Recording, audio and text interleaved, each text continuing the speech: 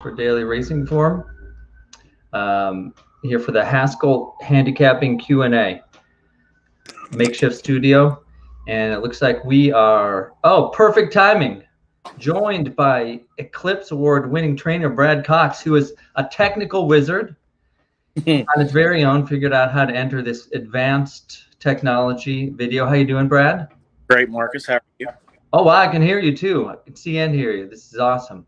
Mr. Cox won an Eclipse Award as leading trainer in North America in 2020. He won a bunch of Breeders' Cup races. I don't want to guess. How many Breeders' Cup races did you win? I can't remember. Four? Four. That's pretty good. This year, as an encore, he won his first Triple Crown race, the Belmont with Essential Quality, who was the beaten favorite in the Kentucky Derby. If you go by speed figure systems that account for ground loss, I think that they say he ran the fastest race. He was wide throughout. He also saddled the second place finisher in the Kentucky Derby, Mandaloun. Did you say Mandaloun or Mandaloun? I always ask you that. Loon. That's what I say too. Mandaloun, who is here in New Jersey for the centerpiece of this little show, the Haskell Invitational on Saturday, $1 million grade one, field of 7. What post do you have? I can't remember. 4? Yeah, I believe so, yes. Yeah, Florent Giroux, regular rider-up for owner-breeder Juddmonte Farm. And Mandaloun has already been here once this year. Tell us about your decision to take him off the Triple Crown Trail after his fine second in the Derby. Give him just a brief freshening, and then come this direction. And also, add on to that, coming here twice for the Pegasus first to give him a spin around the track and some time at this race course. Well, he ran a big race at the Derby. We just didn't want to come back in 2 weeks. Felt like he had earned a rest, and we and obviously we never really thought he was a 1.5-mile horse. So we obviously skipped the Belmont as well. And the next lot, the next grade one on the calendar for 3-year-olds was the Haskell, and thought, we need to circle that date and try to get there in the best order we can. We felt there were a couple options in regards to races leading up to the Pegasus that made sense. We thought made sense.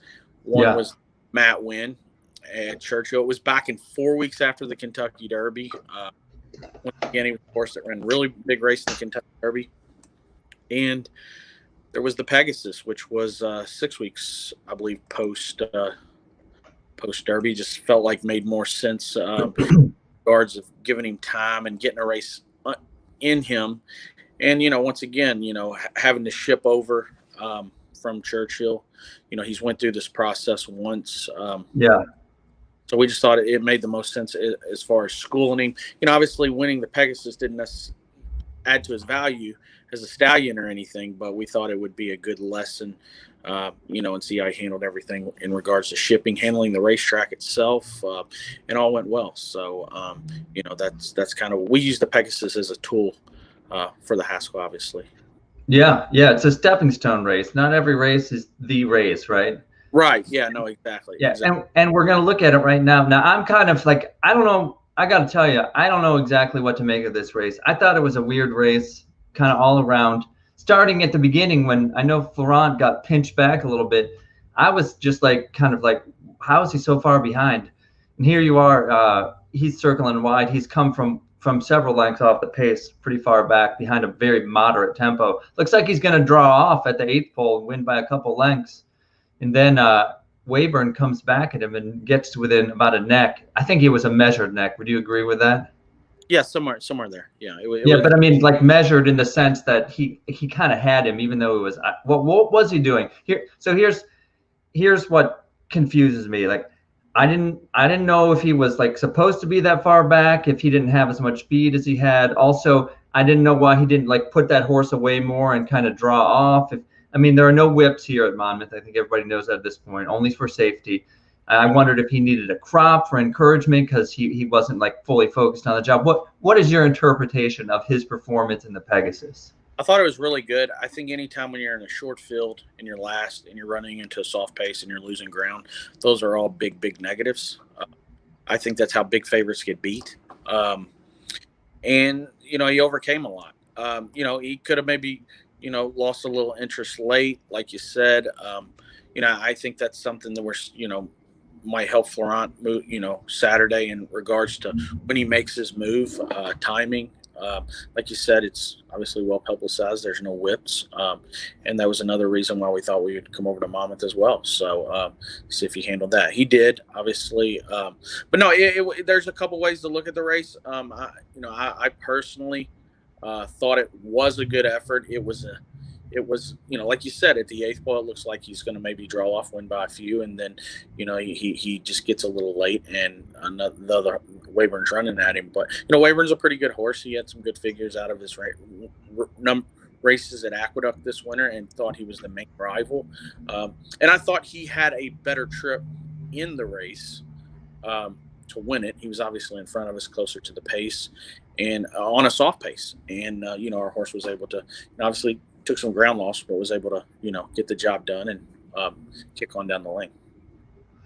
Seeing him today and yesterday at Monmouth, he does look like he's grown up some since I saw him in March. Definitely, I know he won on a winning streak to start his career, but I get the sense that like he was just doing that kind of on raw talent more than anything. He seems like he's kind of always been a horse who's not like, he's kind of maybe later mentally maturing. I mean, I guess I could see him being a horse who kind of grows into his ability with his mind over time. Do you think that's possible? Yeah, absolutely. When he ran his first race, he broke extremely sharp going 3/4 at Keeneland, and he kind of, just maybe probably got outfooted, I would say, early going through. Yeah.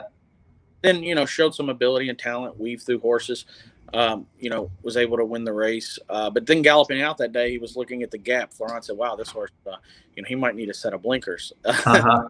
So then, obviously. The first race, okay. Yeah. Exactly. So, and he had showed enough of the mornings and give us enough, get enough confidence that we didn't feel like we needed the blinkers early and that he was going to stretch. But then obviously, in his second race, he handled things much better, set a nice stalking trip. And then in the third race, he really just kind of, once again was wide around both turns, first time 2 turns, ran against some really good horses and Proxy and Midnight Bourbon. Yeah. And, I just thought out of those 3, they all hit the wire. I thought, obviously we had run a little further ground loss, but, look, it was an education that, a race that he got a lot of education out of, and then he moved forward in the Risen Star. We added the blinkers, we saw what we wanted, and then I still to this day have no clue what happened in the Louisiana. I know, the mystery race, right? Yeah, exactly. I mean, it's just sometimes you hate to use that term, draw a line through one, but we did, and he trained on, and he made a good account of himself in the Derby, Kentucky. Okay. Derby. Yeah, no, he really did. He ran a tremendous race that day. I think it's looking like a pretty solid Derby, and his performance was strong for sure. You got a bunch of horses here. I know Bonnie South made a stop here on the way up north. Did you have any excuse for her, kind of surprisingly flat showing in the Del Cap? Yeah, I think, she's a filly that normally isn't real close to the pace. There was no pace. I think she kind of got maybe somewhat a similar trip to maybe what Mandaloon was getting in the Pegasus, but he was able to overcome it. She was not. We're going to regroup with her. We're going to point for the personal ensign, and back to that Mandaloun Louisiana Derby line. We're going to draw a line through that one because she did come out of it in good order. We're going to ship her to Saratoga early next week and start preparing for the personal ensign. Good to hear. Let's talk about real quick just a couple more of your horses in Saturday. Juliet Foxtrot, an invulnerable favorite, or are you wondering where she's at right now, the way she got run down at Churchill last time after holding a 2-length lead at the Furlong grounds? Yeah, no, it was a little disappointed she didn't get there last time. She ran a good race. She was beaten by a nice filly. But look, it's a 7-horse field. Chad has 4. Four, yeah, not 3.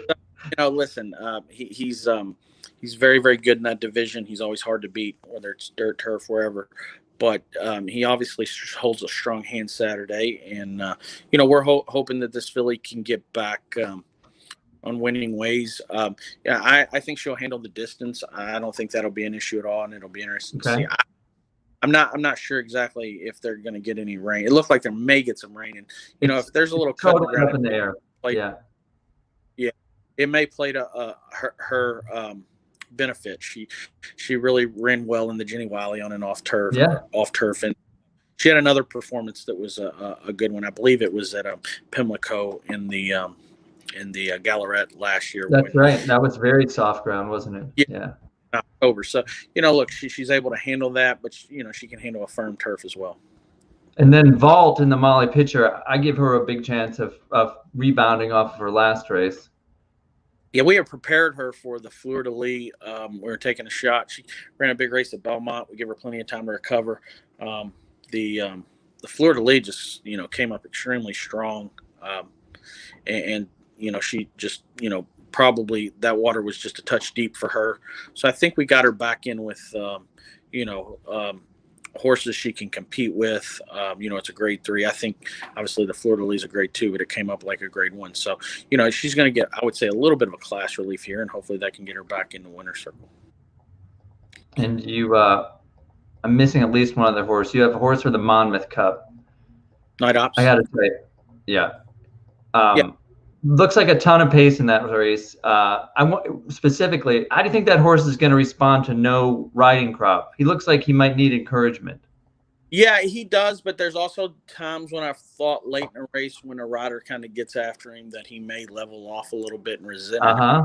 So, you can look at it both ways. I mean, he's exactly. It hangs. Is he hanging because, he's maybe just not responding to being hit? I kind of thought that last time when he was beaten at Churchill. He ran a big race last time. His last 2 races have been good. They just comes up on the short end of it. And I kind of feel like when the rider puts the stick away and just really starts riding him, hand riding him, and just keeps pedaling the bike, he stays on. So he may be one that actually could benefit from it. We'll actually we'll know more.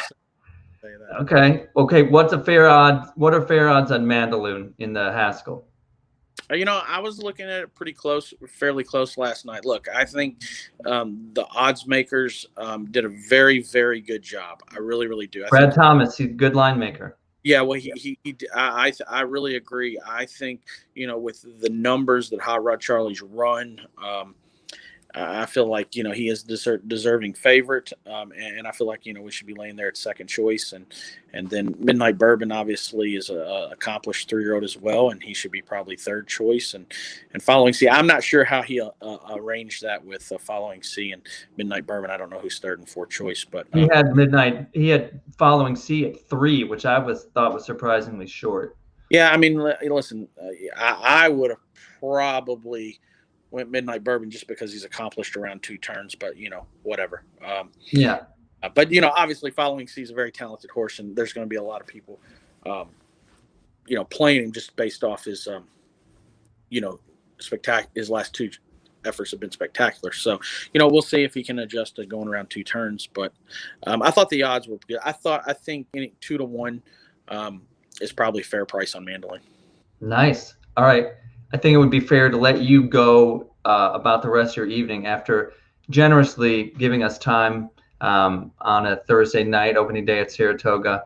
Thanks so much, Brad. Congratulations on all your amazing accomplishments, and good luck with all your stock this weekend and with Mandaloun and the Haskell. Thanks, Marcus. We'll see you over there. All right. Now we're going to move into a different segment of this enterprise. We've got some questions piling up over here in the comment zone regarding this 14-race card, hopefully, and not too far afield from that. Just going over this real quick. As mentioned briefly in our chat with Brad, the weather forecast here is quite unsettled. There's been, it rained a lot in some places yesterday, Wednesday. I don't think it rained as much at Monmouth as it did where I'm staying, so I don't know exactly how much water the turf course took. The track this morning when I got there early for training had already been harrowed and was dried out nicely.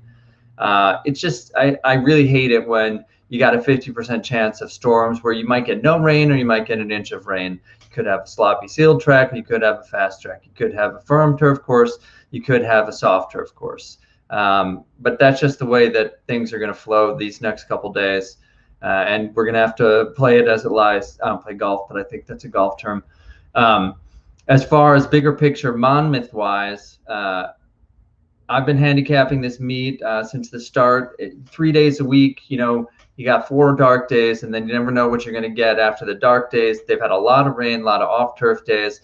Perfectly fair track at the beginning of the meet. We went through a little period where there was, I thought, a strong speed bias. Well, I mean, it was more than thought. There clearly was a strong speed bias. That dissipated over time. So can't say what we're going to get just based on the variability so far. I'm going to hope that it's a nice, fair track. I mean, Monmouth does at times play to front runners where it's hard to make up ground. And if you get the lead at the top of the stretch, it can be tough to catch. But tomorrow, Friday, there's a 6-race card starting at 5 p.m. Eastern. That might help us get a little bit of a line on things, and let's hope it doesn't rain. Okay, question from D. Rest. Is Paco Lopez a good fit for Midnight Bourbon? Yes. Paco Lopez will be a good fit for Midnight Bourbon if he can get him out of the starting gate. Every time the horse has broken well, he's run competitively. His 6th place finish in the Derby came when he broke a little flat-footed, was too far back in a race dominated by horses pretty close to the pace.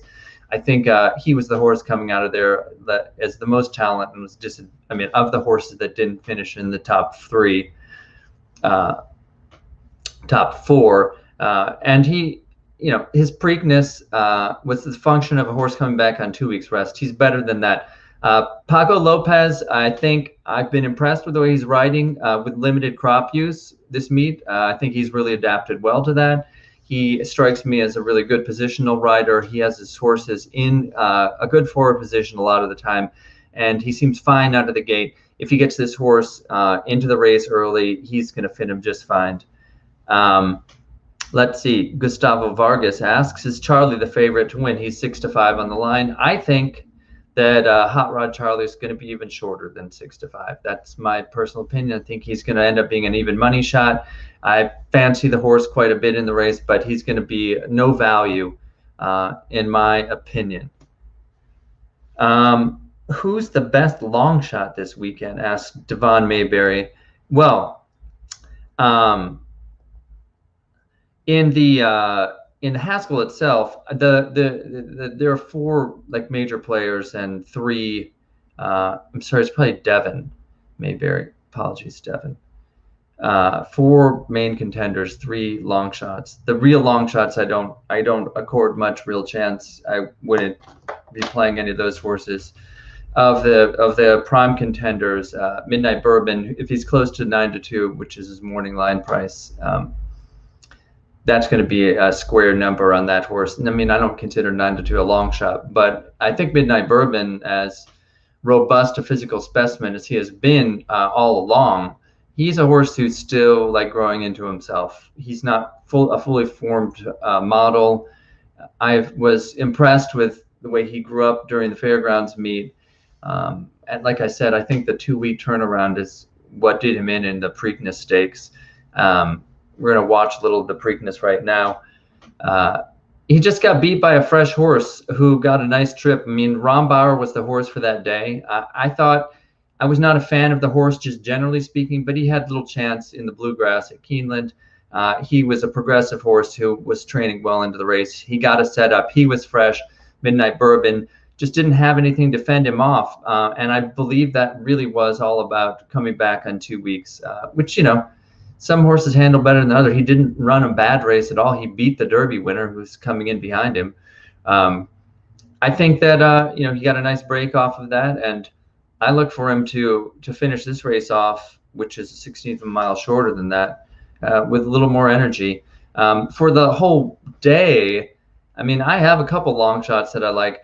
I like a 5-1 chance in a race I talked about with Mr. Cox, the matchmaker, where he's Juliet Foxtrot, who I picked in the DRF weekend game plan feature that I do every week. California with a K, Queen, who was improved with blinkers and a cutback in distance last time.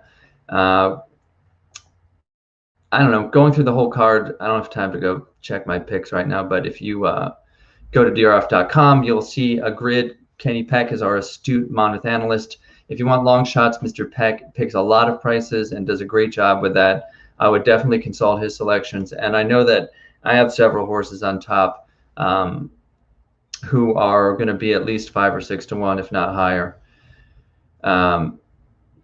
Let's see here. Oh, I wonder what we're looking at. Possibly California Queen. Yeah. Oh, yeah, definitely. She scoots home nicely.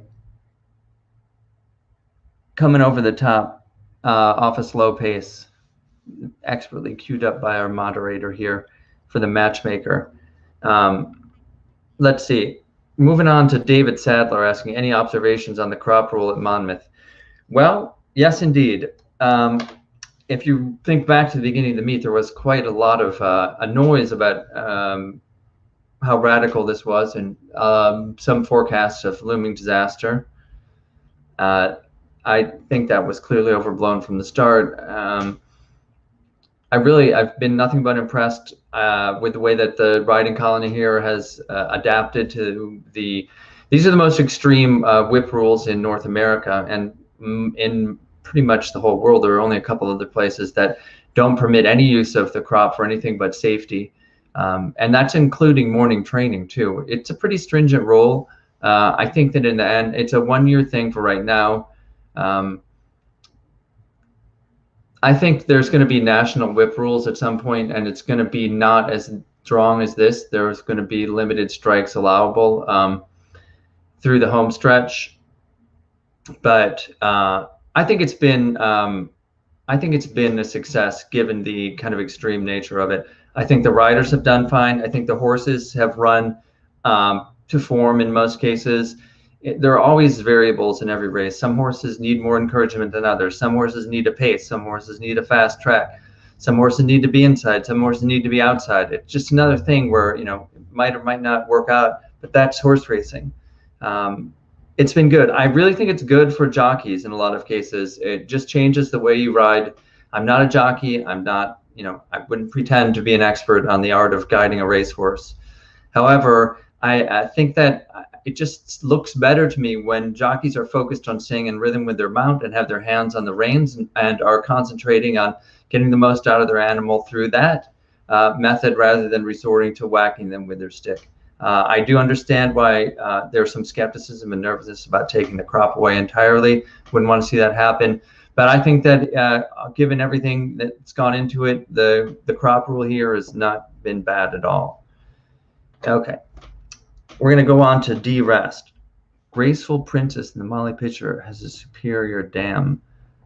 What do I think about the dam's contribution? Well, that's going to involve me finding Graceful Princess and seeing who her dam is.